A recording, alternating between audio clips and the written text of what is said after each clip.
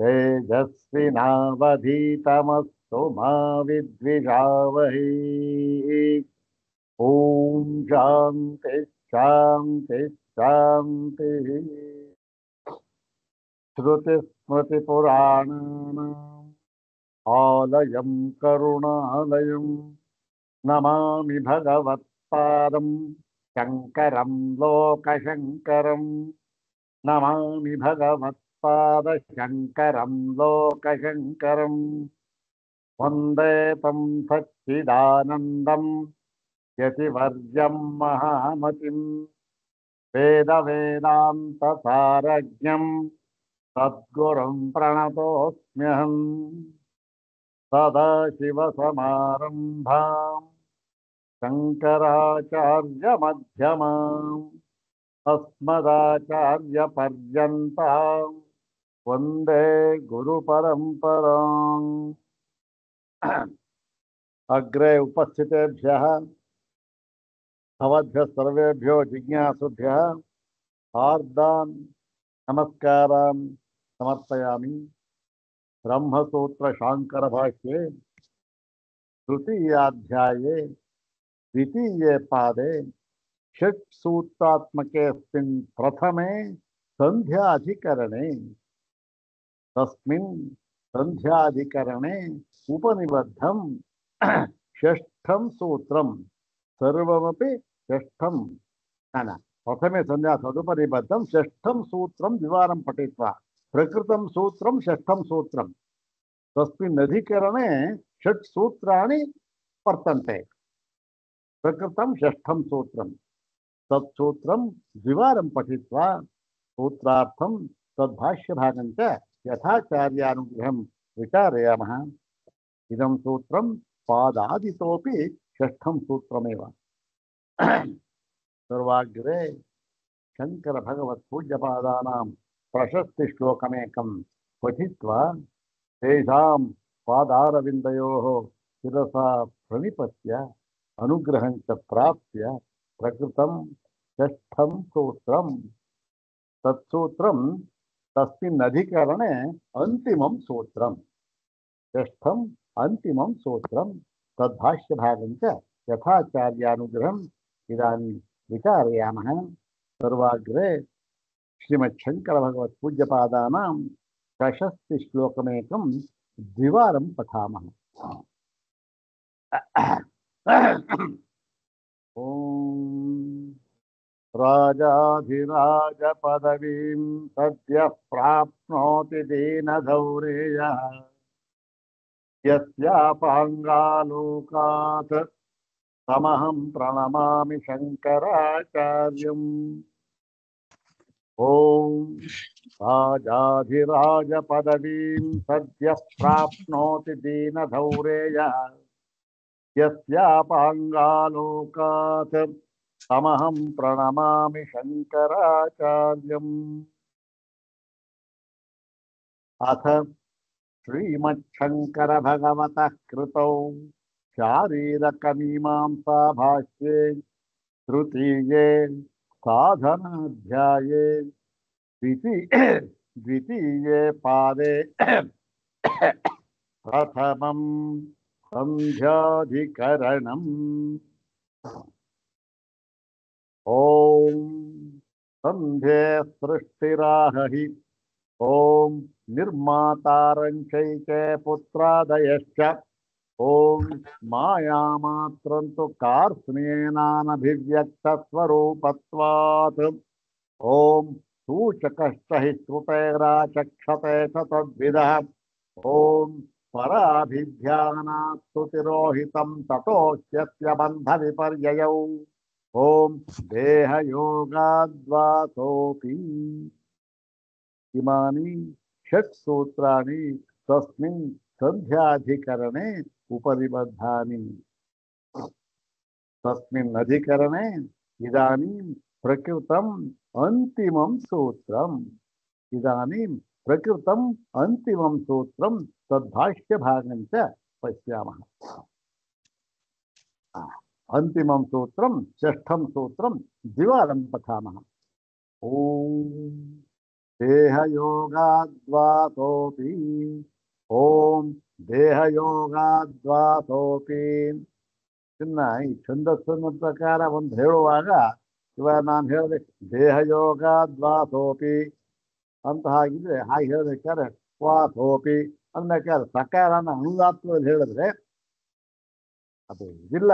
ಆದರೆ ಇದು ಅರ್ಥ ಹೇಗೆ ಹಾಗಾಗಿ ಏನು ಅರ್ಥ ಬರುತ್ತೆ, ದೇಹಯೋಗಾತ್ ವಾಸೋಪಿ ಅಂತ ಬಂದ್ಬಿಡುತ್ತೆ. ಹಾಗಲ್ಲ ಇದೊಂದಯ ದೇಹಯೋಗಾತ್ ದೇಹಯೋಗಾತ್ವಾ ಅಂದ್ರೆ ದೇಹಯೋಗಾತ್ ವಾ ಸೋಪಿ ಸಹ ಅಪಿ ದೇಹಯೋಗಾತ್ ವಾ ಅಂತಕ್ಕಂಥದ್ದು ಇದು. ಈಗ ಪದವಿಭಾಗ ದೇಹಯೋಗಾತ್ ವಾ ಸಹ ಅಪಿ ಇತಿ ಚತುಷ್ಪದಾತ್ಮಕಮಿದಂ ಸೂತ್ರಂ. ಅನ್ವಯಸ್ತು ಸಹ ಇತ್ಯುಕ್ತೆ ಕಹ, ಸಹ ಇತ್ಯುಕ್ತೆ ಜ್ಞಾನೈಶ್ವರ್ಯ ಸ್ಥಿರೋಭಾವಃ.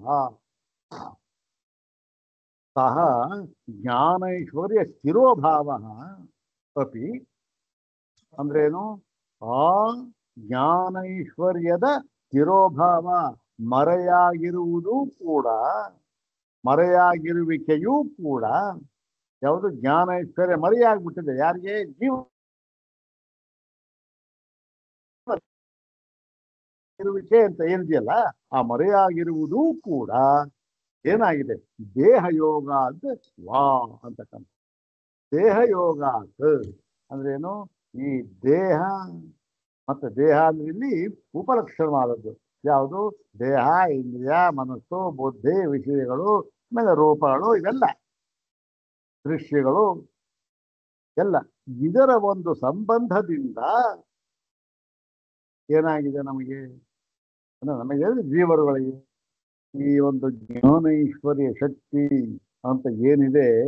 ಯಾಕೆ ಪರಮಾತ್ಮನ ಅಂಶ ಅಂತ ಹೇಳಿದ್ರಲ್ಲ, ಪರಮಾತ್ಮನ ಅಂಶ ಅಂತ ಹೇಳಿದ್ರೆ ಹೇಗೆ ಬೆಂಕಿಯ ಅಂಶವಾದ ಕಿಡಿಗಳಿಗೂ ಕೂಡ ಆ ಒಂದು ದಹನ ಪ್ರಜ್ವಲನ ಅಂತಕ್ಕಂಥ ಶಕ್ತಿ ಇರುತ್ತೋ ಹಾಗೆ ಇಲ್ಲಿಯೂ ಕೂಡ ಜೀವನಿಗೆ ಇದ್ದೇ ಇರಬೇಕು.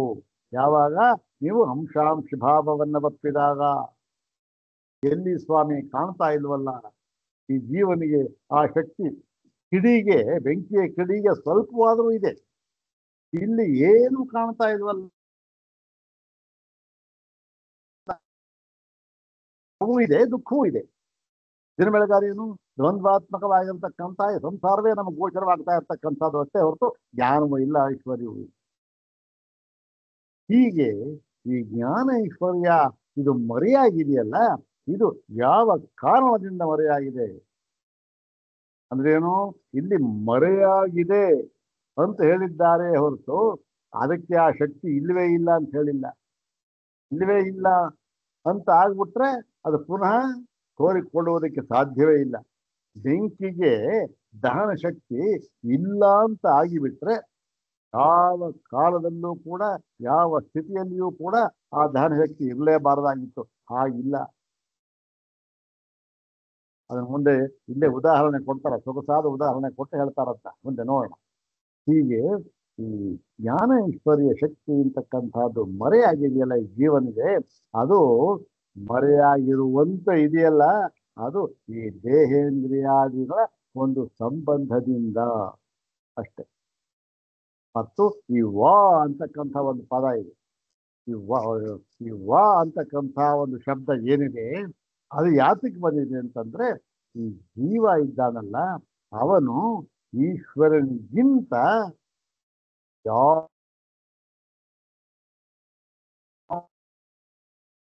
ಭಿನ್ನನಲ್ಲ ಎಂದು ಹೇಳುವುದಕ್ಕೋಸ್ಕರ ಈ ವಾ ಎಂಬತಕ್ಕಂತಹ ಶಬ್ದವನ್ನು ಹಾಕಿದ್ದಾರೆ. ಅಂದ್ರೇನು, ಈ ಒಂದು ಈ ಜೀವ ಅಂತ ಏನಿದ್ದಾನೆ ಅವನಿಗೆ ಈ ಜ್ಞಾನ ಐಶ್ವರ್ಯ ಶಕ್ತಿ ಶಿರೋಭಾವ ಮರೆಯಾಗಿಬಿಟ್ಟಿದೆ. ಅದು ನಿಜವಾಗ್ಲೂ ಮರೆಯಾಗಿದೆ, ಅವನಿಗೆ ಇಲ್ಲ ಅಂತಲ್ಲ, ಆದ್ರೆ ಮರೆಯಾಗಿದೆ.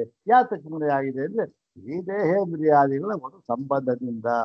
ದೇಹೇಂದ್ರಿಯಾದಿಗಳೆಂಬ ಉಪಾಧಿಗಳ ಮೂಲಕದಿಂದ ನಾವು ನೋಡಿದಾಗ ಅವನಿಗೆ ಮರೆಯಾದಂತೆ ನಮ್ಮ ತೋರ್ತಾ ಇದೆ, ಮರೆಯಾದಂತೆ ತೋರ್ತಾ ಇದೆ. ಮತ್ತೆ ಅವನು ಸಂಸಾರಿಯಂತೆ ತೋರ್ತಾ ಇದ್ದಾನೆ. ನಿಜವಾಗಿಯೂ ಸಂಸಾರಿ ಅಲ್ಲ. ನಿಜವಾಗಿಯೂ ಜೀವ ಒಬ್ಬ ಇದ್ದಾನೆ, ಅವನು ಸಂಸಾರಿ ಅಲ್ಲ ಅಂತ ನಾವು ಹೇಳ್ತಾನೆ ಇಲ್ಲ. ಮೊಟ್ಟ ಮೊದಲಿಗೆ ಜೀವ ಎಂಬತಕ್ಕಂತಹ ಒಂದು ಪದಾರ್ಥವೇ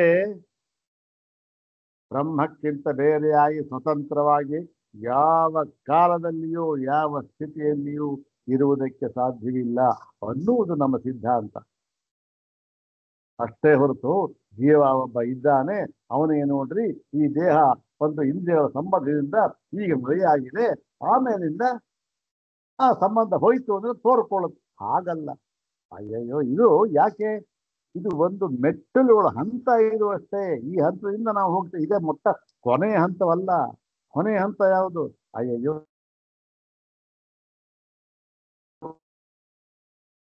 ಬ್ರಹ್ಮಕ್ಕಿಂತ ಬೇರೆಯಾಗಿ ಇಲ್ಲವೇ ಇಲ್ಲ. ಬ್ರಹ್ಮ ಭಿನ್ನ ವಸ್ತ್ವಂತರಾಭಾವಾತ್.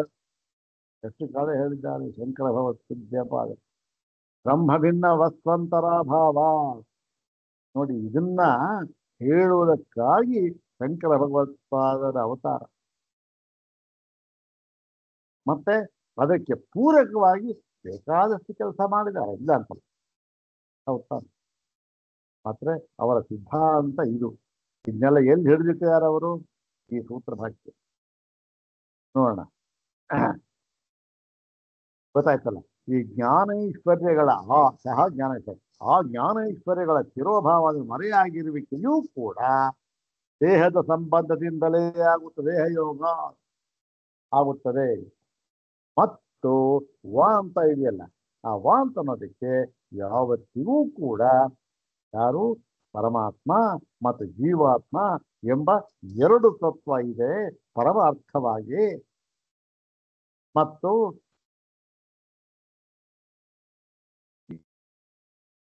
ಇದ್ದಾನೆ ಅಂತ ಹೇಳುವುದಕ್ಕಲ್ಲ. ಮತ್ತೆ ಏಕತ್ವವನ್ನು ಹೇಳುವುದಕ್ಕೋಸ್ಕರ, ಅನನ್ಯತ್ವವನ್ನು ಹೇಳುವುದಕ್ಕೋಸ್ಕರ ಈ ವಾ ಶಬ್ದ ಬಂದಿದೆ. ಇಷ್ಟು ಈ ಒಂದು ಸೂತ್ರದ ಒಂದು ವಿಚಾರ. ಇಲ್ಲಿಗೆ ಏನಾಯ್ತು?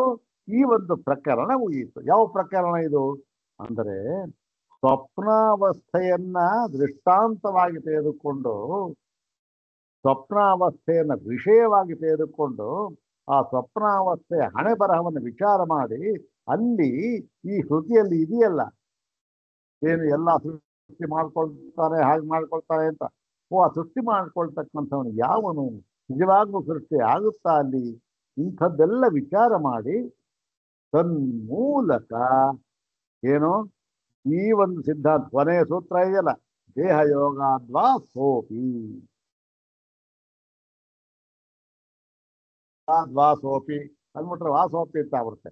ದೇಹ ಯೋಗಾದ್ವಾ ಸೋಪಿ, ಅದು ಕೂಡ ದೇಹ ಸಂಬಂಧ ಅಂತ ಹೇಳಿದ್ರೆ ಅದು ಹೇಳೋದು ತಾತ್ಪರ್ಯ, ಪರಮ ತಾತ್ಪರ್ಯ.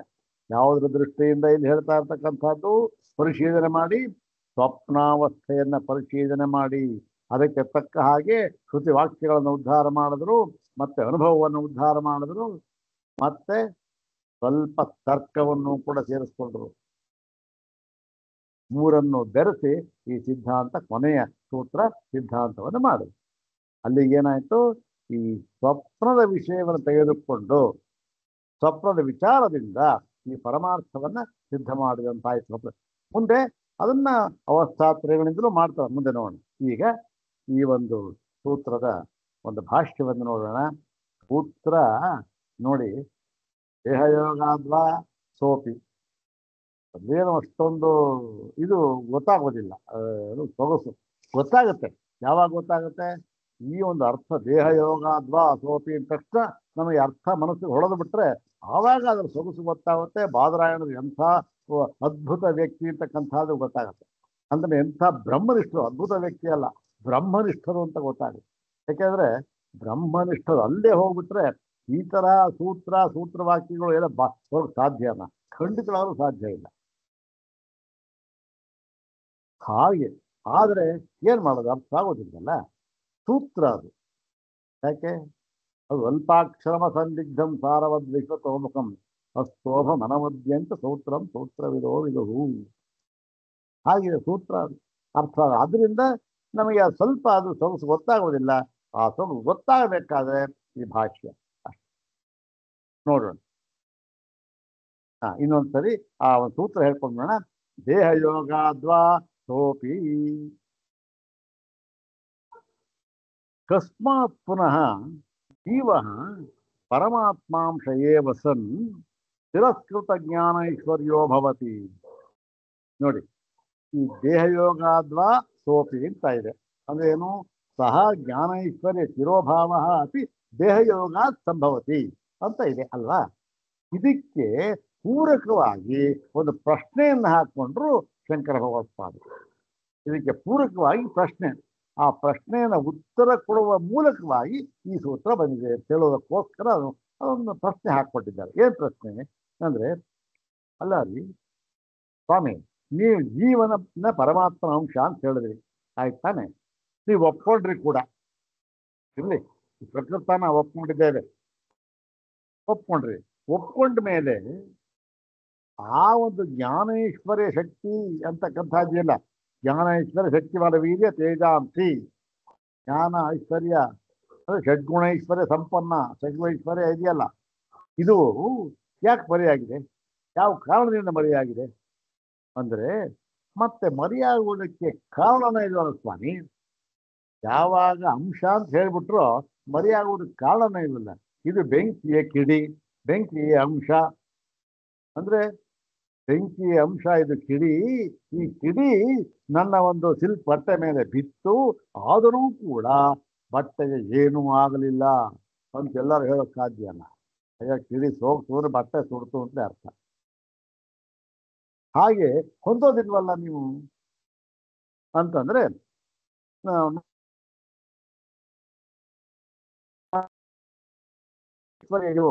ಅತಿರಸ್ಕೃತ್ವಂ ವಿಸ್ಫುಲಿಂಗಸ್ಯ ಇವ ದಹನ ಪ್ರಕಾಶಯೋ ರೀತಿ. ಮತ್ತು ಈ ಜ್ಞಾನ ಈಶ್ವರ ಶಕ್ತಿ ಮರೆಯಾಗಿದೆ. ಹಾಗೆ ಕಿಡಿ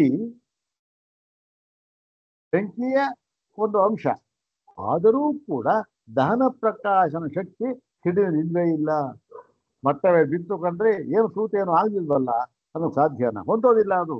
ಹಾಗೆ ಇಲ್ಲೂ ಕೂಡ ಈ ಒಂದು ಜೀವನಿಗೆ ಜ್ಞಾನ ಈಶ್ವರ ಶಕ್ತಿ ಇಲ್ಲ, ತಿರೋಭಾವ ಆಗ್ಬಿಟ್ಟಿದೆ, ಇಲ್ಲ ನನ್ನ ಸೋತ ಇಲ್ಲ ಅಂತ ಹೇಳೋದು ಸರಿ ಹೋಗಲ್ವಲ್ಲ ಸ್ವಾಮಿ ಅಂತಂದ್ರೆ ಉಚ್ಯತೆ. ನೋಡಪ್ಪ ಅಂತ ಹೇಳಿ ಸತ್ಯಮೇವೈತತ್. ನೋಡಪ್ಪ, ನೀನು ಹೇಳ್ತಾ ಇರ್ತಕ್ಕಂಥದ್ದು 100ಕ್ಕೆ 100 ಸತ್ಯ. ನೋಡಿ, ಪೂರ್ವ ಪಕ್ಷಿ ಹೇಳ್ತಾನಲ್ಲ, ಅವನ ಮಾತು ಒಂದು ವೇಳೆ ಈ ತರ್ಕಕ್ಕೆ ಮತ್ತು ಶ್ರುತಿವಾಕ್ಯಕ್ಕೆ ಹೊಂದುಗಡೆಯಾಗುವಂತಿದ್ದರೆ ಎಲ್ಲೂ ಕೂಡ ಅಲ್ಲಗಳಿಲ್ಲ ಭಗವತ್ಪಾದರು. ಸರಿ ಕಣಯ್ಯ, ನೀನು ಹೇಳಿದ ಸರಿ ಕಣಯ್ಯ ಅಂತ ಹೇಳಿ ಆಮೇಲಿಂದ ನೋಡು, ಆದರೆ ಈ ರೀತಿಯಾಗಿ ನೀನು ತಿಳ್ಕೊಳ್ಬೇಕಾಗಿತ್ತು ಅಂತ ಹೇಳಿ ಅವರನ್ನು ತಿಂತಾರೆ. ಅದು ಯಾವಾಗ ಆ ಪೂರಕವಾಗಿ ಸ್ವಲ್ಪ ಹೇಳಿದಾಗ ಏನೋ ಸ್ವಲ್ಪ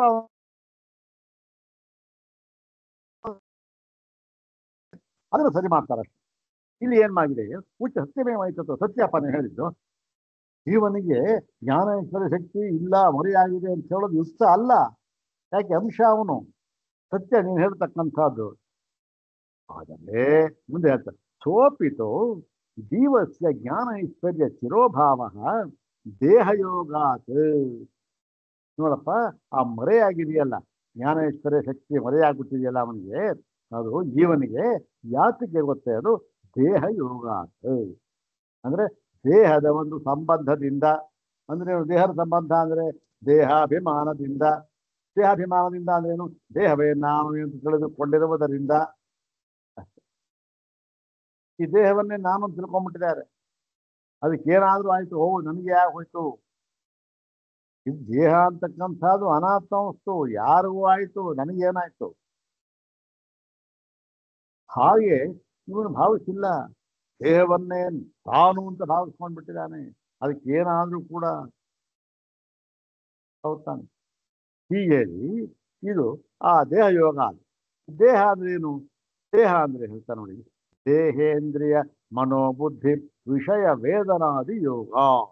ದೇಹ ಯೋಗ ಅಂತಂದ್ರೆ ಬರೀ ದೇಹ ಯೋಗ ಅಂತಲ್ಲ, ದೇಹ, ಇಂದ್ರಿಯ, ಮನಸ್ಸು, ಬುದ್ಧಿ, ವಿಷಯ ಮತ್ತು ಅದರ ಗ್ರಹಣ, ಆ ವೇದನ ಅರಿಯುವಿಕೆ ಅಂತ ಇದೆ ಅಲ್ಲ, ಇವೆಲ್ಲದರ ಒಂದು ಸಂಯೋಗ. ಇವೆಲ್ಲಕ್ಕೂ ಯಾರು? ಕರ್ತೃ ನಾನು, ಎಲ್ಲದರ ಯಜಮಾನ ನಾನು ಅಂತ ತಿಳ್ಕೊಂಡ್ಬಿಟ್ಟಿದ್ದಾನೆ. ಆದ್ದರಿಂದಲೇ ಇವನಿಗೆ ಆ ಒಂದು ಜ್ಞಾನ ಐಶ್ವರ್ಯ ಇದೆಯಲ್ಲ, ಅದು ಶಿರೋಭಾವ ಅಂದ್ರೆ ಅದು ಮರೆಯಾದಂತೆ ತೋರ್ತಾ ಇದೆ ಅಷ್ಟೆ.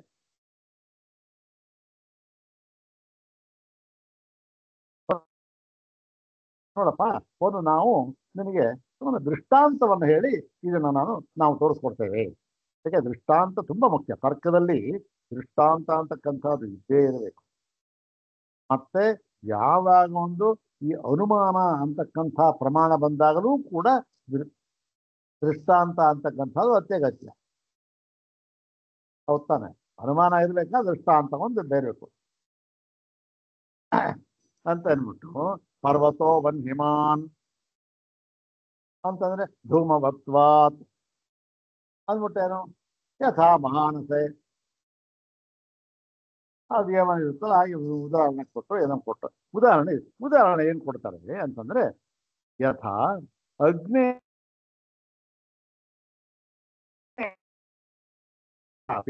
ಅರುಣಿಗತಸ್ಯ ದಹನ ಪ್ರಕಾಶನೆ ತಿರೋಹಿತೆ ಭವತಃ.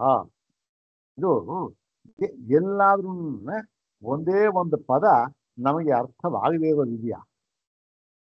ಅಷ್ಟು ಸುಲಭವಾದ ಭಾಷೆ, ತಿಳಿಯಾದ ಭಾಷೆ ಶಂಕರ ಭಗವತ್ಪ. ಯಾವ ಭಾಷೆಯೂ ಇಲ್ಲ ಈ ಥರ. ಇಷ್ಟು ತಿಳಿಯಾದ ಭಾಷೆ, ಮತ್ತೆ ಅಷ್ಟೇ ಗಂಭೀರವಾಗಿರ್ತಕ್ಕಂಥ ಭಾಷೆ. ಮತ್ತೆ ವಿಷಯ ಯಾವುದು? ವಿಷಯವೂ ಕೂಡ ಗಂಭೀರವೂ ಹೌದು, ಗಭೀರವೂ ಹೌದು. ಅದನ್ನೇ ತಿಳಿಯಾದ ಭಾಷೆಯಲ್ಲಿ ಎಲ್ಲರಿಗೂ ತಿಳ್ಕೊಳ್ಳಿ, ಉದ್ಧಾರ ಆಗಲಿ ಅಂತಕ್ಕಂಥ ದೃಷ್ಟಿಯಿಂದ ತಿಳಿಸ್ಕೊಡ್ತಾ ಇದ್ದಾರೆ. ಕೇವಲ ನಾನು ನೋಡ್ರಿ ಸಂಸ್ಕೃತ ಸಾಹಿತ್ಯ ವಿದ್ವಾನ್ ನಾನು ಅಂತ ಬಳಸ್ಬಿಟ್ರೇನು ಒಂದು ಪದವೂ ಅರ್ಥ ಆಗೋದಿಲ್ಲ. ಆ ಒಂದು ಅಲ್ಲ ಶೈಲಿ ಅಲ್ಲ ಭಗವತ್ಪಾದರು. ಏನು ನೋಡಿ,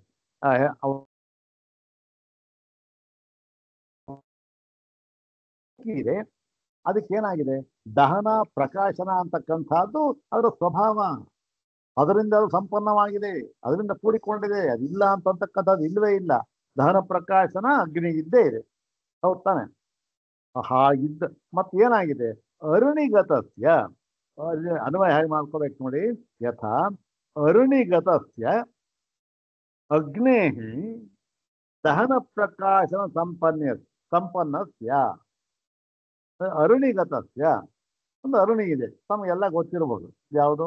ಈ ಅಗ್ನಿ ಮಂಥನ ಅಂತ ಏನು ಮಾಡ್ತಾರೆ, ಯಾವುದು ಯಜ್ಞಯಾಗಾದಿಗಳಲ್ಲಿ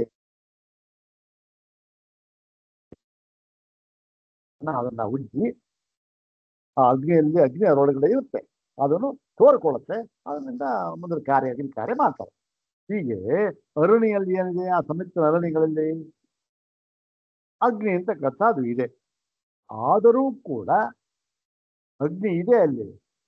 ನೀವು ಅರುಣಿಯನ್ನು ಮುಟ್ಟಿದ್ರೆ ತಗೊಂಡ್ಬರ್ತೀಯ, ಸುಡುತ್ತಾ? ಇಲ್ಲ ಅಗ್ನಿ ಅಲ್ಲಿ ಅರುಣಿ ಇಟ್ಬಿಟ್ಟ ಬೆಳಕು ಬರುತ್ತಾ? ಏನು ಬರೋದಿಲ್ಲ. ಆದ್ರೆ ಅಲ್ಲಿ ಇದ್ದೇ ಇದೆ ಅರುಣಿ ಒಳಗೆ ಅಗ್ನಿ. ಅದು ಹೇಗೆ ಗೊತ್ತಾಗುತ್ತೆ ಅರುಣಿ ಒಳಗೆ ಅಗ್ನಿ ಇದೆ ಅಂತ? ಅರುಣಿ ಒಳಗೆ ಅಗ್ನಿ ಇದೆ ಅಂತ ಗೊತ್ತಾಗೋದು ಅದನ್ನ ಮಂಥನ ಮಾಡಿದಾಗ ಗೊತ್ತಾಗುತ್ತೆ, ಘರ್ಷಣೆ ಅಂತ. ಹೌದ್ ತಾನೆ?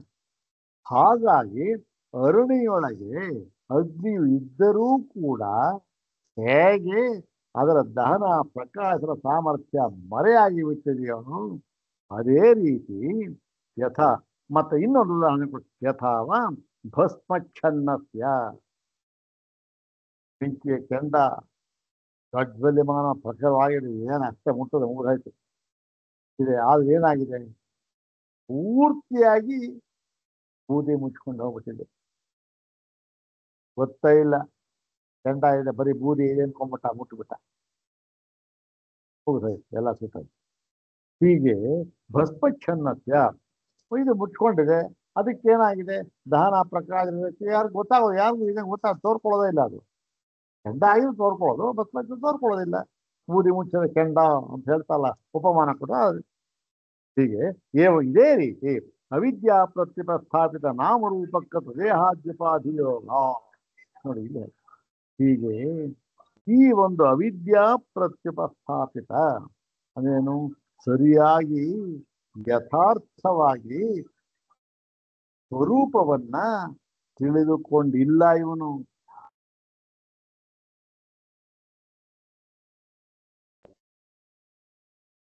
ಪರಮಾರ್ಥ ಸ್ವರೂಪವನ್ನ ಇವನು ತಿಳ್ಕೊಂಡಿಲ್ಲ. ಅದ್ರ ಬಗ್ಗೆ ಅವಿದ್ಯಾ. ಹಾವಿದೆ, ಹಾವಿನ ಪರಮಾರ್ಥ ಸ್ವರೂಪ ಗೊತ್ತಿಲ್ಲ ಇವನಿಗೆ. ಹಾವು ಅದೇ ಪರಮಾರ್ಥ ಅನ್ಕೊಂಡ್ಬಿಟ್ಟಿದ್ದಾನೆ. ಹಾವೇ ಪರಮಾರ್ಥ ನೋಡಿ ನಿಜವಾಗ್ಲೂ ಇದೆ ಕಣ್ರಿ ಇಟ್ಕೊಂಡ್ರು, ಅದು ಎದಕ್ಕೊಂಡ ಬೋಡ್ಬಿಟ್ಟ, ಸಿದ್ಧ ಕಾಲ್ ನೋಡ್ಕೊಂಡ. ಪರಮಾರ್ಥ ಸ್ವರೂಪ ಗೊತ್ತಿಲ್ಲ. ಹಾಗೆ ಈ ಜೀವನ ಪರಮಾರ್ಥ ಸ್ವರೂಪ ಗೊತ್ತಿಲ್ಲ ಇವನಿಗೆ. ಹಗ್ಗದ ಪರಮಾರ್ಥ, ಹಾವಿನ ಪರಮಾರ್ಥ ಸ್ವರೂಪ ಏನು ಹಗ್ಗ, ಗೊತ್ತಾಗ್ಬಿಟ್ರೆ ಭಯವೂ ಇಲ್ಲ ಏನಿಲ್ಲ. ಇಲ್ಲಿ ಇವನಿಗೆ ಜೀವನ ಪರಮಾರ್ಥ ಸ್ವರೂಪ ಯಾವುದು? ಅದೇ ನಿರ್ಗುಣ ಪರಬ್ರಹ್ಮ. ಗೊತ್ತಾದ್ರೆ ಯಾವುದೂ ಇಲ್ಲ, ಗೊತ್ತಿಲ್ಲ. ಹೀಗೆ ಅವಿದ್ಯೆ ಇದು, ಅದಕ್ಕೆ ಅವಿದ್ಯೆ. ಇದರಿಂದ ಅವಿದ್ಯೆಯಿಂದ ಉಂಟಾಗಿರತಕ್ಕಂತಹ ನಾಮರೂಪಕೃತ ಎಲ್ಲವೂ ಕೂಡ ಪ್ರಪಂಚ ತೋರ್ತಾ ಇದೆಯಲ್ಲ, ಎಲ್ಲವೂ ನಾಮರೂಪಾತ್ಮಕವಾದದ್ದು. ಇದು ಎಲ್ಲವೂ ಕೂಡ ದ್ವಂದ್ವ ಅಷ್ಟೆ.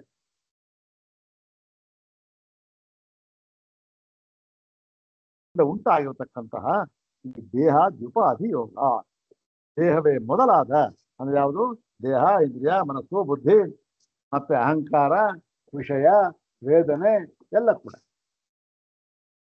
ವಿಷಯ ವೇದನೆ ಎಲ್ಲವೂ ಕೂಡ ಇದರ ಒಂದು ಸಂಬಂಧದಿಂದ, ಉಪಾಧಿ ಸಂಬಂಧದಿಂದ ಏನಾಗುತ್ತೆ ತದವಿವೇಕೃತ. ಅಲ್ಲಿಂದ ಏನಾಯ್ತು? ಉಪಾಧಿ ಸಂಬಂಧವಾಯಿತು. ಅಲ್ಲಿ ಅದರಿಂದ ಉಂಟಾದ ಯಾವುದು? ಅವಿವೇಕ. ನೋಡಿ, ವಿವೇಕ ಅಂತಕ್ಕಂಥದ್ದು ಬಹಳ ಮುಖ್ಯ. ವಿವೇಕದಲ್ಲಿ ವಿವೇಕ ಏನು? ವಿಂಗಡಿಸಿ ತಿಳಿಯುವ ಸಾಮರ್ಥ್ಯ. ವಿವೇಕ ಇನ್ನೇನಿಲ್ಲ. ವಿವೇಕ ಅಂದ್ರೆ ವಿಂಗಡಿಸಿ ತಿಳಿತಕ್ಕಂಥ ಸಾಮರ್ಥ್ಯ. ವಿಂಗಡಿಸಿದೇನು? ಓಹೋ, ಇದು ಇದು ಇದು ಇದು ಅಂತಕ್ಕಂಥದ್ದು. ಹಾಗೆ ಆ ವಿವೇಕ ಅವಿವೇಕ ಅದು ಇಲ್ಲ ಇವನಿಗೆ. ಅವಿವೇಕ ಯಾವುದರಿಂದ? ಆ ದೇಹಾದ್ಯುಪಾಧಿ ಯೋಗದಿಂದ ಅವಿವೇಕ ಬಂದ್ಬಿಟ್ಟಿದೆ. ಆ ಅವಿವೇಕದಿಂದ ಆಗುತ್ತೆ ಭ್ರಮೆ. ಅದು ಇದು ವಿವೇಕ ಇಲ್ಲ. ಓಹೋ, ಇದು ಹಗ್ಗ, ಇದು ಹಾವು, ಹಾವಿನ ಸ್ವರೂಪ ಏನು, ಹಗ್ಗದ ಸ್ವರೂಪ ಏನು, ಇದು ಯಾವುದಿದು ಅಂತಕ್ಕಂಥದ್ದು ಗೊತ್ತಿಲ್ಲ. ಭ್ರಮೆ ಉಂಟಾಯಿತು, ಹಾವು ಭ್ರಮೆ ಉಂಟಾಗೋಯ್ತು. ಆವಾಗ ಏನಾಯ್ತು? ಎಲ್ಲ ಒಂದು ಅನಾಹುತ ಆಯ್ತು. ಹಾಗೆ ಆ ಒಂದು ಭ್ರಮದಿಂದ ಉಂಟಾಗಿರತಕ್ಕಂತಹ ಏನು ಇದರಿಂದ ಜೀವಸ್ಯ ಜ್ಞಾನೈಶ್ವರ್ಯ ತಿರೋಭಾವ. ಜೀವನಿಗೆ ಈ ಜ್ಞಾನೈಶ್ವರ್ಯ ತಿರೋಭಾವ ಮರೆಯಾಗಿ ಹೋಗ್ಬಿಟ್ಟಿರೋದು ಇದರಿಂದ ಅಷ್ಟೆ. ಮತ್ತೆ ಇಲ್ಲಿ ಮುಂದೆ ವಾ ಶಬ್ದೋ ಜೀವಸ್ಯ ಈಶ್ವರಾದನ್ಯತ್ವ ಆಶಂಕ ವ್ಯಾವೃತ್ಯರ್ಥ. ನೋಡಿ, ಇದು ಬಹಳ ಬಹಳ ಮುಖ್ಯವಾದ ವಾದ.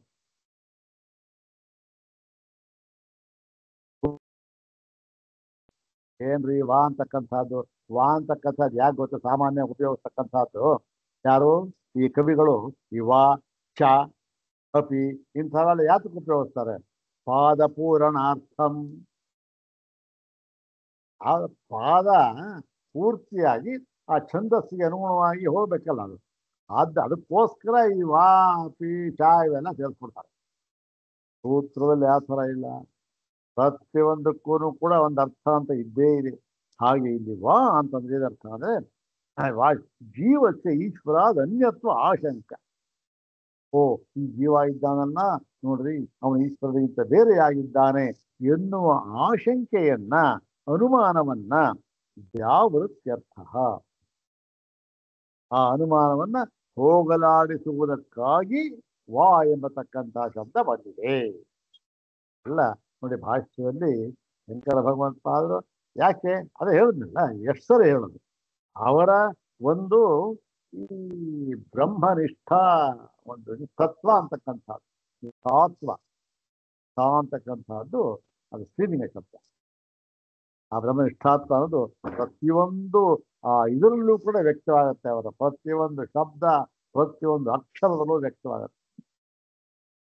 ಹೌದಾನೆ? ಇನ್ನು ನೋಡಿ, ಈ ಒಂದು ಬ್ರಹ್ಮನಿಷ್ಠ ಇರತಕ್ಕಂಥವನ್ನು ಬಿಟ್ಟು ನಾವು ಇನ್ಯಾರು ಸೇವಿಸಬೇಕು, ಅಥವಾ ಇನ್ಯಾರನ್ನು ಸೇವಿಸಿದರೆ ತಾನೇ ನಮಗೆ ಈ ಒಂದು ಫಲ ಅಂತಕ್ಕಂಥ ಸಿಕ್ಕುತ್ತೆ. ಏನಿನ ಅನ್ಯ ಮಾರ್ಗವೇ ಇಲ್ಲ. ಏನು? ಪ್ರಪತ್ತಿ ಶರಣಾಗತಿ ಸ್ವಾಮಿ, ನೀವೇ ಗತಿ ಅಂದ್ಬಿಟ್ಟು ಶಂಕರ ಭಗವತ್ಪಾದರೆ ನಿಮ್ಮ ಪಾದಾರವಿಂದವೇ ಗತಿ. ಅಷ್ಟೇ ನೋಡೋಣ. ಈಗ ನಾನು ಅನ್ಯ ಏವ ಜೀವ ಈಶ್ವರಾದಷ್ಟು, ಇದೊಂದು ಸಣ್ಣ ಒಂದು ಆಶಂಕೆ. ಅಲ್ಲ, ನೀವು ಈಶ್ವರಾದ ಅನ್ಯತ್ವ ಆಶಂಕ ವ್ಯಾವೃತ್ತಿ ಅರ್ಥ ಅಂತ ಹೇಳಿದ್ರಿ. ಯಾಕೆ ಸ್ವಾಮಿ? ಈಶ್ವರ ಮತ್ತೆ ಜೀವ ಆಗ್ಲಿ ಬಿಡಿ, ಬೇರೆನೆ ಆಗ್ಲಿ ಬಿಡಿ. ನೀವು ಹೇಳಿದ್ರಿ ತಿರೋಭಾವ ಆಗಿದೆ, ಅವಿದ್ಯಾ ಪ್ರತ್ಯಯ ಇದೆ, ಆಯ್ತು ಒಪ್ಕೊಳ್ಳೋಣ. ಬಟ್ ಅನನ್ಯತ್ವ ಯಾಕೆ? ಅನನ್ಯತ್ವ ಯಾಕೆ ಬೇಡ? ಏನು ಈಶ್ವರ ಅದನ್ನ ಈಶ್ವರ ಏನು ಅವನು ಬೇರೆ ಆಗಿ ಇರ್ಲಿ ಬಿಡಿ. ಯಾಕೆ? ತಿರಸ್ಕೃತ ಜ್ಞಾನ ಐಶ್ವರ್ಯತ್ವ. ಜ್ಞಾನ ಐಶ್ವರ್ಯ ಈಗ ಬರೆಯಾಗಿ ಇದೆಯಲ್ಲ ನಮಗೆ, ನಮಗೆ ಶಕ್ತಿ ಇಲ್ಲ. ಪರಮಾತ್ಮನಿಗಿರ್ತಕ್ಕಂಥ ಜ್ಞಾನ ಐಶ್ವರ್ಯ ಶಕ್ತಿ ನನಗಿಲ್ಲ. ಅದನ್ನು ಶ್ರುತಿ ಹೇಳ್ಬೇಕಾ ಅಥವಾ ನೀವು ಹೇಳ್ಬೇಕಾ ಸ್ವಾಮಿ? ನನಗಿಲ್ಲ, ನನ್ನ ಅನುಭವದಲ್ಲೇ ಇದೆ, ಎಲ್ರಿಗೂ ಹೋಗ್ತದೆ. ಆದ್ದರಿಂದ ಏನಾಗಿದೆ ಇಲ್ಲಿ, ನೀವು ಪ್ರತಿಯೊಂದಕ್ಕೂ ಅನುಭವ ಅಂತ ಹೇಳ್ತಿರಲ್ಲ, ಇದು ನನ್ನ ಅನುಭವ ಸ್ವಾಮಿ, ನಿಮ್ಮ ಅನುಭವನೂ ಅಷ್ಟೇನೆ.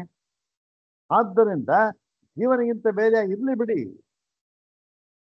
ಇವತ್ತು ಏನು, ಇವತ್ತು ಇವ ನೋಡಿ, ಎಲ್ಲ ದ್ವೈತ ಅಂದ್ರೆ ನಾವು ತಪ್ಪು ತಿಳ್ಕೋಬಾರದು. ಈಚೆಗೇನು ಈ ಮಾಧ್ವ ಸಿದ್ಧಾಂತ ದ್ವೈತ ನಾವು ಹೇಳ್ತಾನೆ ಇಲ್ಲ. ಅದಕ್ಕೆ ಅದನ್ನ ನಾವು ಅದನ್ನ ಇದಕ್ಕೂ ಇಲ್ಲ, ನಮಗೆ ನಮ್ಮ ವಿಷಯ ಅಲ್ಲ ಅದು. ಇಲ್ಲಿ ದ್ವೈತಗಳು ಯಾರು? ಸಾಂಖ್ಯ, ಯೋಗ, ನ್ಯಾಯ, ವೈಶೇಷಿಕ ಎಲ್ರೂ ದ್ವೈತಗಳೇ. ದ್ವೈತಗಳನ್ನೇನು?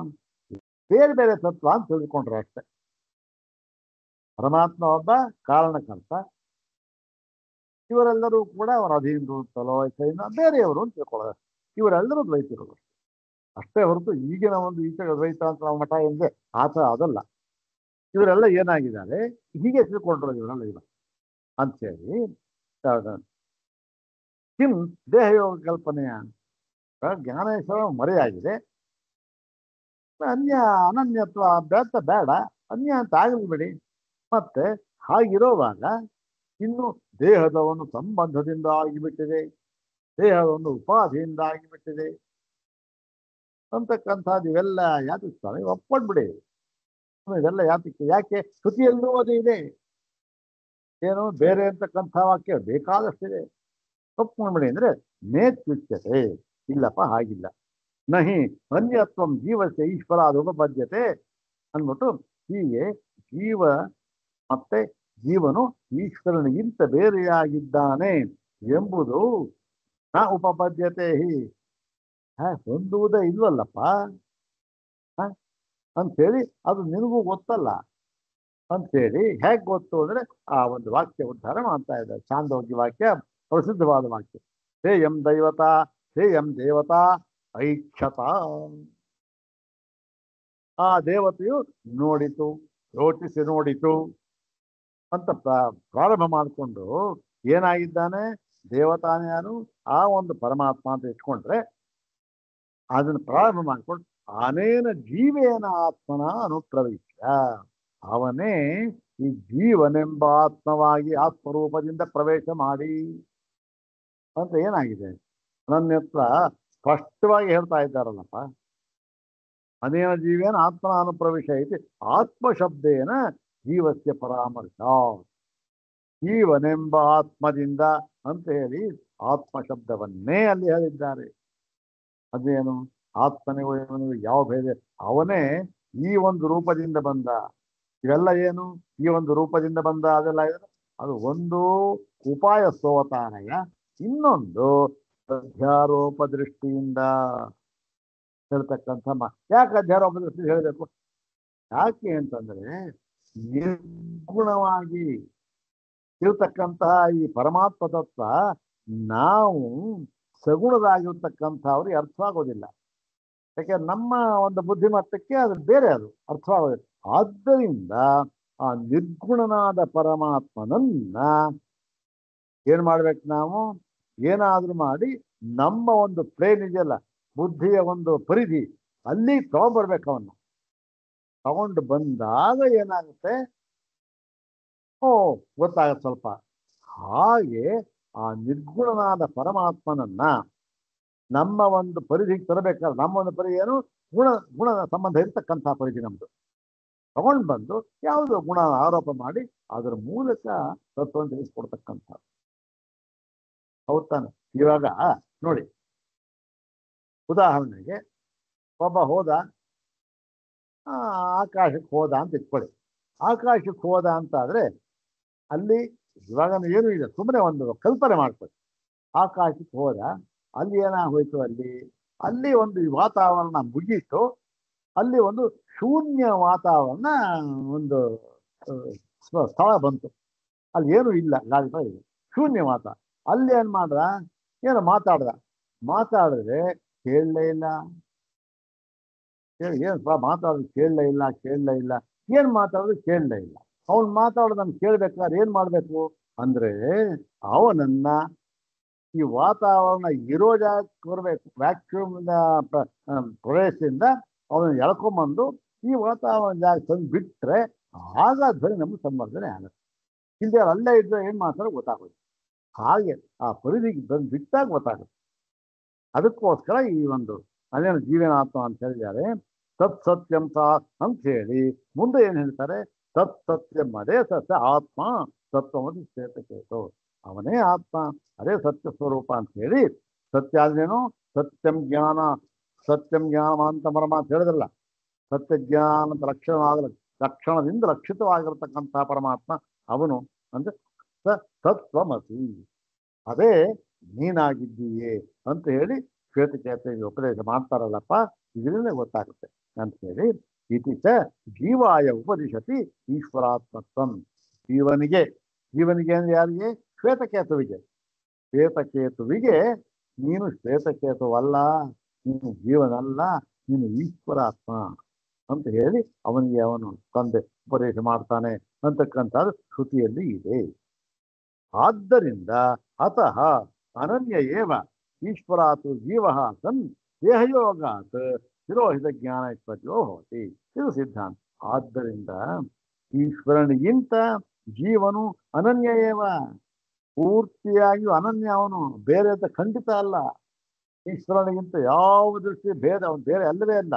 ಹಾಗಿದ್ದರೂ ಕೂಡ ದೇಹಯೋಗಾತ್, ಈ ದೇಹವೆಂಬ ಉಪಾಧಿಯ ಸಂಬಂಧದಿಂದ, ದೇಹ ಇಂದ್ರಿಯ ಮನೋಬುದ್ಧಿ ವಿಷಯ ವೇದನ ಇದೆಯಲ್ಲ, ಅದರ ಸಂಬಂಧದಿಂದ ಇವನಿಗೇನಾಗುತ್ತೆ, ತಿರೋಹಿತ ಜ್ಞಾನೇಶ್ವರ್ಯ, ಇವನು ಈ ಎಲ್ಲ ಜ್ಞಾನೇಶ್ವರ್ಯ ಹೆಚ್ಚಿ ಮರ್ಯಾದವನಂತ ಇದ್ದಾನೆ, ಜೀವ ಅಂತ ಇದೆ. ಜೀವಭಾವ ಬರ್ತೀವಿ ಯಾವುದರಿಂದ? ಉಪಾಧಿ ಯೋಗದ, ದೇಹ ಯೋಗದ. ಅತಶ್ಚ ನ ಸಾಂಕಲ್ಪಿಕಿ ಜೀವಚ್ಚ ಸ್ವಪ್ನೆ ತಥಾದ ಸೃಷ್ಟಿ ಘಟತೆ. ಆದ್ದರಿಂದ ಇವನಿಗೇನಾಗಿದೆ, ಹೀಗೆ ಈ ಒಂದು ಐಶ್ವರ್ಯ ಶಕ್ತಿ ಇದೆಯಲ್ಲ, ಅದು ಮರೆಯಾಗಿ ಬಿಟ್ಟಿರುವುದರಿಂದ ಅವನು ಸ್ವಪ್ನಾವಸ್ಥೆಯಲ್ಲಿ ತನ್ನ ಸಂಕಲ್ಪ ಮಾತ್ರದಿಂದ ಎಲ್ಲವನ್ನು ಸೃಷ್ಟಿಸಿಕೊಳ್ಳುತ್ತಾನೆ ಎನ್ನುವುದು ಹೊಂದೋದಿಲ್ಲ. ಯಾಕೆ? ಅವನಿಗೆ ಆ ಶಕ್ತಿ ಇಲ್ಲ. ಪರಮಾತ್ಮ ಯಾಕೆ ಇಲ್ಲ ಅಂತಲ್ಲ, ಅದು ಮರೆಯಾಗಿ ಬಿಟ್ಟಿದೆ. ಯಾಕೆ? ಆ ಸ್ವಪ್ನವೆಂಬ ಉಪಾಧಿಯಿಂದ ನೋಡ್ತಾನೆ. ಅದಕ್ಕೂ ಒಳ ಹೊಕ್ಕೊಂಡಾಗ ಸ್ವಪ್ನವೆಂಬ ಉಪಾಧಿಯಲ್ಲಿ, ಆ ಒಳ ಉಪಾಧಿ ಏನಿದೆ ಅಲ್ಲೂ ಕೂಡ ದೇಹ ಇಂದ್ರಿಯ ಸಂಯೋಗ. ಪ್ರಥಮನ ಸೃಷ್ಟಿ ಮಾಡಬೇಕಾದ್ರೆ ಸೃಷ್ಟಿ ಮಾಡಬೇಕಾದ್ರೆ ಕರ್ತೃ ಒಬ್ಬ ಇರಬೇಕು, ಅವನಿಗೆ ಕೈ ಕಾಲು ಇರಬೇಕು, ಉಪಕರಣ ಇರಬೇಕು, ಉಪಾದಾನ ಎಲ್ಲ ಇರಬೇಕಲ್ಲ. ಇವೆಲ್ಲದರ ಒಂದು ಸಂಬಂಧ, ಇವೆಲ್ಲ ಅವಿದ್ಯಮಾನ ಸಂಬಂಧದಿಂದ ಅವನಿಗೆ ತೋರ್ತಾ ಇದೆ. ಅವನಿಗೆ ಆ ಜ್ಞಾನೇಶ್ವರ್ಯ ಮರೆಯಾಗ್ಬಿಟ್ಟಿದೆ. ಆದ್ದರಿಂದ ಅವನಿಗೆ ಸೃಷ್ಟಿ ಮಾಡ್ಕೊಳ್ಳೋಕೆ ಸಾಮರ್ಥ್ಯ ಇಲ್ಲ. ಆದ್ದರಿಂದ ಅವನು ಏನನ್ನೂ ಸೃಷ್ಟಿ ಮಾಡ್ಕೊಳ್ತಾ ಇಲ್ಲ. ಸೃಷ್ಟಿ ಮಾಡ್ಕೊಳ್ತಾನೆ ಅಂತ ಹೇಳಿದೆಯಲ್ಲ, ಅದು ಯಾವುದು? ಅದು ಕೇವಲ ಮಾಯಿಕಿ ಸೃಷ್ಟಿ, ಮಾಯಾ ಅಥವಾ ಇನ್ಯಾವ ಅಂತ ಹೇಳ್ಬೋದು, ಸುಮ್ಮನೆ ಉಪಚಾರಕ್ಕಾಗಿ ಹೇಳಿದ ಮಾಯಾಮಯ ಅಂತ ಹೇಳಿ. ಮಾಯಾ ಮಾತ್ರಂತೂ ಕಾಸ್ನೇನಾನ ಅಭಿವ್ಯಕ್ತ ಸ್ವರೂಪತ್ವಾತ್ ಅಲ್ಲಿ ಸಿದ್ಧ ಮಾಡಿ ತೋರಿಸ್ತಾರೆ ಅದು. ಯದಿಚ ಸಾಂಕಲ್ಪಿಕಿ ಸ್ವಪ್ನೆ ರಥಾದ ಸೃಷ್ಟಿ ಸ್ಯಾತ್ ನೈವ ಅನಿಷ್ಟಂ ಕಶ್ಚಿತ್ ಸ್ವಪ್ನಂ ಪಶ್ಯೇತ್. ಇನ್ನೊಂದು ವಿಚಾರ ಹೇಳಿದ್ರು ನೋಡಿ, ಏನು ನೋಡಿ, ಒಂದು ಪಕ್ಷ ಇವನಿಗೆ ಏನು ಆ ಸ್ವಪ್ನಾವಸ್ಥೆಯಲ್ಲಿ ಎಲ್ಲ ಅನುಭವಿಸ್ತಾ ಇದ್ದಾನಲ್ಲ, ಅನುಭವಿಸ್ತಾ ಇರ್ತಕ್ಕಂಥದ್ದು ಹೇಗೆ ಅನುಭವಿಸ್ತಾ ಇದ್ದಾನೆ, ಅಲ್ಲಿಯೂ ಕೂಡ ಇವನ್ ದೇಹದ ಸಂಬಂಧ ಉಪಾಧಿಯ ದೃಷ್ಟಿ ಅದನ್ನೇ ತಾನು ಅಂತ ಮಾಡ್ಕೊಂಡ್ಬಿಟ್ಟಿದ್ದಾನೆ, ಅಭಿಮಾನ ಅಲ್ಲೂ ಅಷ್ಟೇ, ಸ್ವಪ್ನದಲ್ಲೂ ಅಷ್ಟೇ, ಆದ್ದರಿಂದ ಅನುಭವಿಸ್ತಾ ಇದ್ದಾನೆ. ಆದ್ದರಿಂದ ಏನಾಯಿತು, ಇವನಿಗೆ ಒಂದು ಪಕ್ಷ ಅಲ್ಲಿಯೂ ಕೂಡ ಈತ ಕೇವಲ ಸಂಕಲ್ಪ ಮಾತ್ರದಿಂದ ಅಥವಾ ಮುಂತಾದವನ್ನು ಸೃಷ್ಟಿ ಮಾಡ್ಕೊಳತಕ್ಕಂಥ ಶಕ್ತಿ ಬಂತು ಅಂತ ಇಟ್ಕೊಳ್ಳಿ, ಮುಂದೆ ಅಂತ ಇಟ್ಕೊಳ್ಳಿ. ಏನಾಗುತ್ತೆ, ಆವಾಗ ಏನಾಗುತ್ತೆ, ನೈವ ಅನಿಷ್ಟಂ ಕಷ್ಟಿತು ಸ್ವಪ್ನಂ ಪೈತೆ, ಯಾವತ್ತೂ ಕೂಡ ಅವನು ಅನಿಷ್ಟವಾದದ್ದನ್ನು ಸ್ವಪ್ನದಲ್ಲಿ ನೋಡುವುದಿಲ್ಲ. ಯಾಕೆ, ಸಾಮರ್ಥ್ಯ ಇದೆ. ಯಾರಾದರೂ ಕೂಡ ನನಗೆ ಕೆಟ್ಟದಾಗಬೇಕು ಅಂತ ಬಯಸಿ ಅದಕ್ಕೆ ಬೇಕಾದ್ದನ್ನು ಮಾಡ್ತಾರ, ಯಾರು ಮಾಡೋದಿಲ್ಲ. ಆಗ ಏನಾಗ್ತಾನೆ, ಇವನು ತನ್ನ ಒಳ್ಳೆಯದನ್ನೇ ಸಂಕಲ್ಪ ಮಾಡ್ಕೊಳ್ತಾನೆ, ತನಗೆ ಇಷ್ಟವಾದದ್ದನ್ನೇ ಸಂಕಲ್ಪ ಮಾಡ್ಕೊಳ್ತಾನೆ. ಆವಾಗ ಅನಿಷ್ಟ ಅಂತ ಆಗಲೇಬಾರದು, ಅನಿಷ್ಟದ ಸ್ವಪ್ನ ಅಂತ ಇರಲೇಬಾರದು. ಅದಕ್ಕೆ ಸೂಚಕ ಮುಂದೆ ಅನಿಷ್ಟ ಆಗೋದು ಅದು ಯಾವುದು ಇಲ್ಲವೇ ಇಲ್ಲ, ಯಾವುದು ಹೊಂದೋದಿಲ್ಲ. ಯಾಕೆ, ಇವನಿಗೆ ಸಂಕಲ್ಪ ಶಕ್ತಿ ಇದೆ. ಸಂಕಲ್ಪ ಶಕ್ತಿ ಇರುವಾಗ ಅನಿಷ್ಟ ಯಾಕೆ ಉಂಟು ಮಾಡ್ಕೊತಾನೆ, ಹೇಗಿಲ್ಲ ಅಂತ ಹಾಕ್ಬಿಟ್ಟು ಅದನ್ನು ಹೊಂದೋದಿಲ್ಲ ಅಂತೇಳಿ ಯತ್ ಪುನರುಕ್ತಂ ಜಾಗರಿತ ದೇಶ ಶ್ರುತಿ ಸ್ವಪ್ನ ಸತ್ಯತ್ವಂ ಸ್ಥಾಪಯತಿ. ಇನ್ನೊಂದು ಹೇಳಿದ್ಯಲ್ಲಪ್ಪ ನೀನು, ಏನು ಈ ಸ್ವಪ್ನ ಎಲ್ಲಿ ನೋಡ್ತಾನೆ ಸ್ವಾಮಿ, ಜಾಗೃತ ದೇಶದಲ್ಲಿ ನೋಡ್ತಾನೆ. ಇಲ್ಲಿ ಬೆಂಗಳೂರು, ಇಲ್ಲಿ ನಮ್ಮ ಇಲ್ಲಿ ಕಾಣ್ತಾ ಇದೆ ಸ್ವಪ್ನ. ಬೆಂಗಳೂರಿನಲ್ಲಿ ಜಾಗೃತ ದೇಶ ಇಲ್ಲಿ, ಜಾಗೃತ ಅವಸ್ಥೆಯಲ್ಲಿ ಇಲ್ಲಿದೆ. ಆದ್ದರಿಂದ ಇದು ಜಾಗೃತ ಸತ್ಯವಾಗಿದೆ. ಜಾಗೃತ ಅವಸ್ಥೆಯಲ್ಲಿ, ಸತ್ಯವಾಗಿರುವ ಅವಸ್ಥೆಯಲ್ಲಿ ಸ್ವಪ್ನವನ್ನು ಕಾಣುವುದರಿಂದ ಇದು ಸತ್ಯವಾಗಿದೆ, ಸ್ವಪ್ನವೂ ಕೂಡ ಅಂತ ಹೇಳಿದ್ಯಲ್ಲ ನೀನು. ಅದಕ್ಕೆ ಹೇಳ್ತಾ ಇದ್ದೇವೆ ಅಂತ ಏನಂದ್ರೆ, ನ ತತ್ ಸಾಮ್ಯವಚನಂ ಸತ್ಯತ್ವ ಅಭಿಪ್ರಾಯ.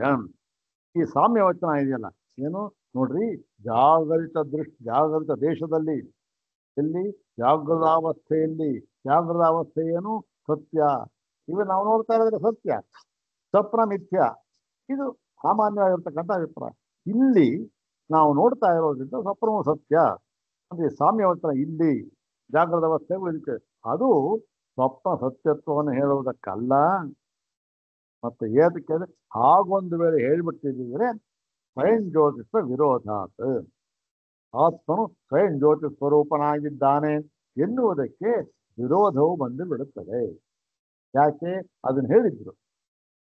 ಸ್ವಪ್ನ ಇರೋದು ಯಾತಕ್ಕೋಸ್ಕರ, ಆತ್ಮನ ಸ್ವಯಂ ಜ್ಯೋತಿಷ್ವವನ್ನ ತೋರಿಸುವುದಕ್ಕೋಸ್ಕರ. ಯಾಕೆ, ಜಾಗೃತಿನಲ್ಲಿ ಅದು ವ್ಯಕ್ತವಾಗಿಲ್ಲ ಆತ್ಮನ ಸ್ವಯಂ ಜ್ಯೋತಿಷ್ವ.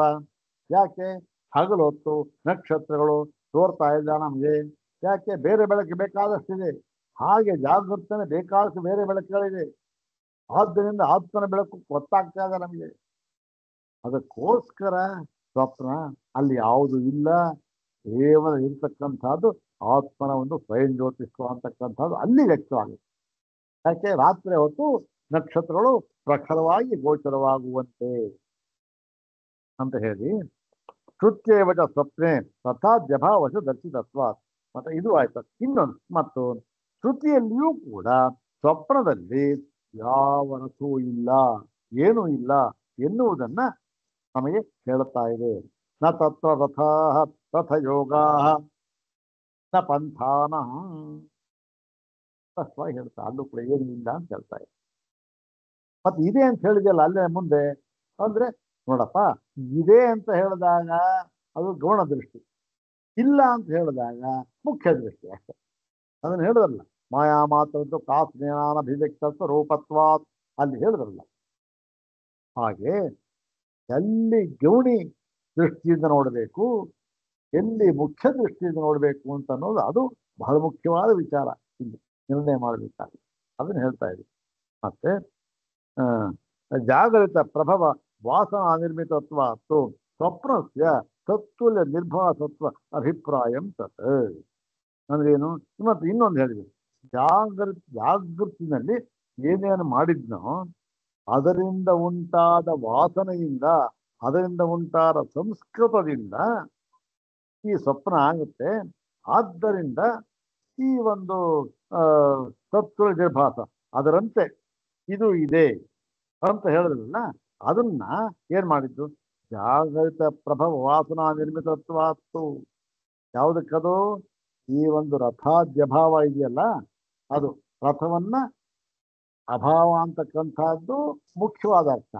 ರಥವನ್ನು ಸೃಷ್ಟಿಸಿಕೊಳ್ತಾನೆ ಅಂತಕ್ಕಂಥದ್ದು ಗೌಣಾರ್ಥ.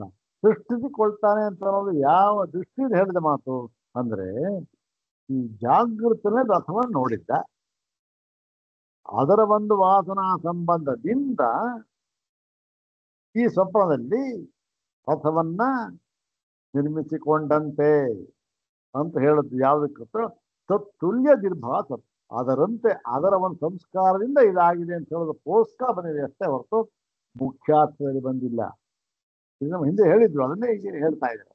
ಒಂದೇ ವಾಕ್ಯ ಹೇಳಿದ್ರು, ತಸ್ಮಾತ್ ಉಪಪನ್ನಂ ಸ್ವಪ್ನಸ್ಯ ಮಾಯಾ ಮಾತ್ರ ಸಿದ್ಧ ಮಾಡಿ ಹೇಳಿದ್ರು.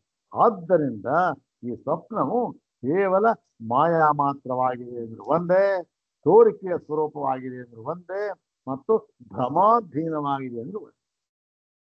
ತೋರಿಕೆ, ಭ್ರಮೆ ಅಂದ್ರೆ ಇಲ್ಲಿ ಯಾವ ಸತ್ಯ ಅಂತಕ್ಕಂಥದ್ದು ಇಲ್ಲ ಅಂತೇಳಿ ತಸ್ಮಾದು ಇದು ಸಿದ್ಧವಾದಾಗ ಆಯ್ತು. ತಸ್ಮಾದು ಉಪಪನ್ನಂ ಅಂತ ಹೇಳಿ ಇಲ್ಲಿಗೆ ಈ ಸ್ವಪ್ನದ ಒಂದು ಪ್ರಕರಣ, ಅದರ ಮೂಲಕ ಈ ಪರಮಾತ್ಮನ ಒಂದು ಸ್ವಯಂ ಜ್ಯೋತಿಷ್ಠವನ್ನು ನಿರ್ಧಾರ ಮಾಡತಕ್ಕಂಥದ್ದು, ಮತ್ತೆ ಪರಮಾತ್ಮನ ಏಕಮೇವ ದ್ವಿತೀಯತ್ವ ಅಂತಕ್ಕಂಥದ್ದು ಎಲ್ಲವನ್ನೂ ಕೂಡ ನಿರ್ಧಾರ ಮಾಡಿದಂತಾಯ್ತು.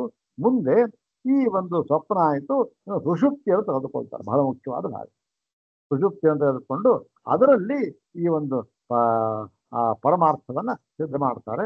ಅದರ ಮುಂದೆ ಭಾಗದಲ್ಲಿ ನೋಡೋಣ. ಇವೆಲ್ಲ ಈ ಒಂದು ಮೂರನೇ ಎರಡನೇ ಪಾದ ಇದೆಯಲ್ಲ, ಇದು ಬಹಳ ಮುಖ್ಯವಾದ ಪಾದ.